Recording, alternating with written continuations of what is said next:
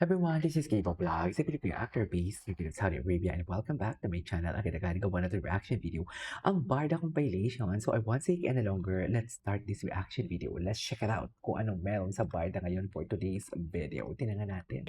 Barbie Fortesa, meron nga bang Ay. hinanakit kay David Licauco? Ano ba yung Bakit ibig na naman si sabihin niya dito? David? Si David na lang palagi. Is the ideal leading man.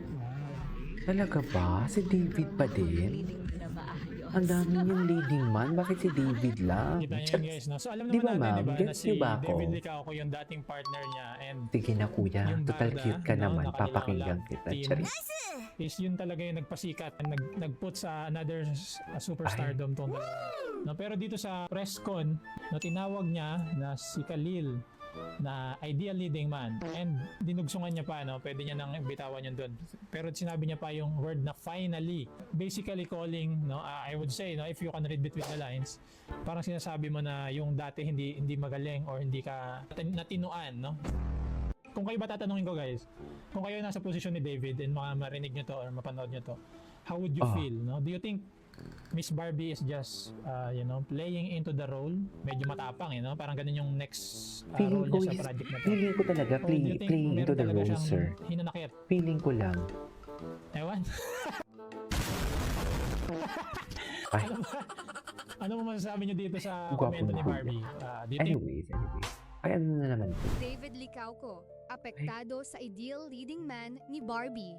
Ano Hindi raw na may naman tong kakaila ni apektado? David Licauco na medyo naapektuhan siya sa naging pahayag ni Barbie Forteza tungkol sa kanyang ideal leading man. Sa press conference ng Saving Cherry, sinabi ni Barbie na si Khalil Ramos ang kanyang ideal leading man at pinuri pa niya ang aktor. Nang tanungin si David tungkol dito, diretsahan niyang inamin, "It affects me a little bit."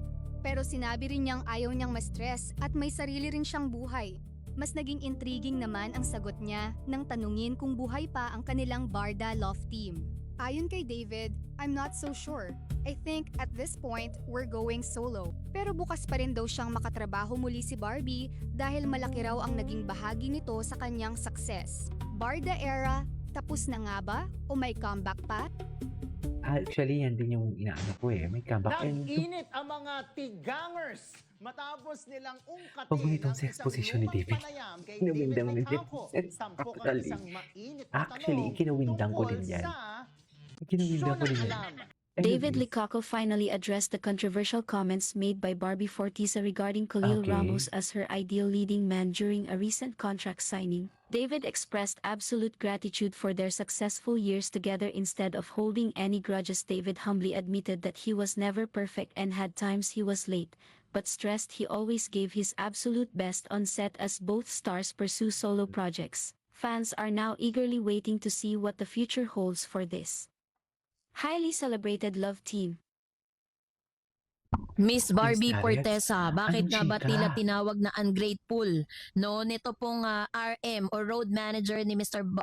David Sinabi? Licauco? So yan ang ating pag-uusapan Sinabi ba? maya-maya lang. But before that, if you haven't now at naging mainit na paksa sa social media platform tulad ng X, no, na formerly Twitter, TikTok at Facebook, ang pinakabagong kaganapan sa pagitan ng sikat na Barda Love Team na sina Barbie Fortesa at David Licauco. Matapos ang sunod-sunod na matagumpay na proyekto ng dalawa, mula sa pumatok na Maria Clara at Ibarra hanggang sa Pulang Araw, nagkaroon ng matinding usapin online matapos tawaging ungrateful o walang utang na loob ng ilang netizen at fans si Barbie Fortesa.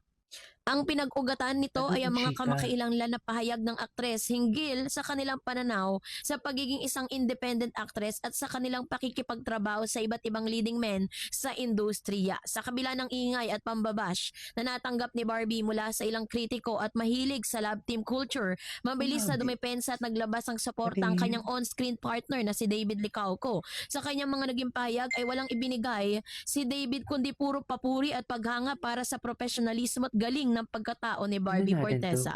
Let's Okay. watch this video.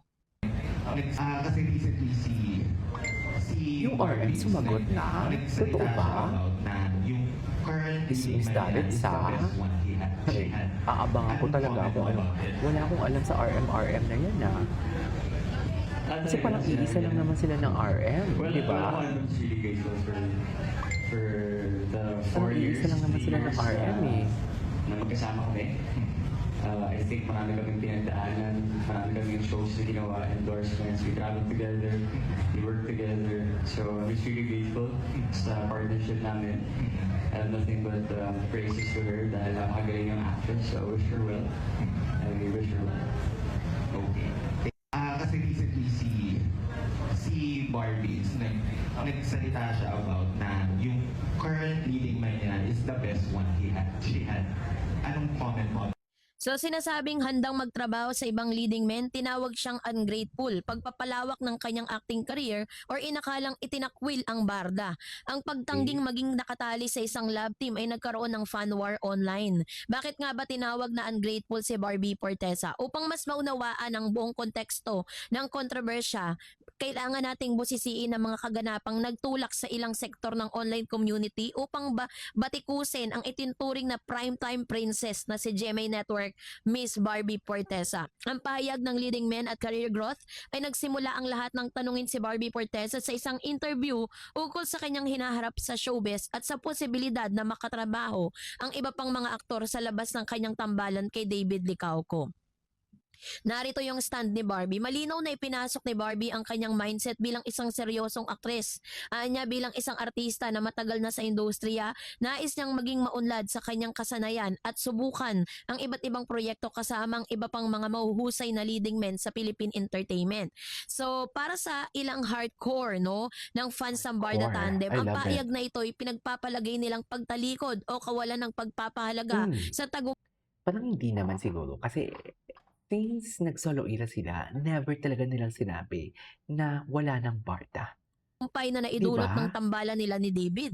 Ang ungrateful narrative sa social media sa loob ng ilang araw ay naging trending topic sa X at TikTok. Ang mga giit ng ilang netizen na walang utang na loob si Barbie sa suportang ibinigay ng fans sa Hindi kanilang sa ganun. tambalan. Tsaka, bakit Love naman team mentality barda sa kulturang agad? showbiz sa Pilipinas Bakit naman ay barda napakalakas agad? ng expectation na ang artista sa isang love team ay dapat manatiling tapat sa isa't isa, basta sa cameraman o sa totoong buhay. Ang pagtatanggol sa sariling identity ay binigyan diin ng mga tagapagtanggol ni Barbie bago pa man dumating ang barda. Si Barbie ay isang ganap at award-winning actress na Exactly. napatunayan na ang kanyang galing sa Half Sisters, Meant to Be at iba pang mga True. proyekto.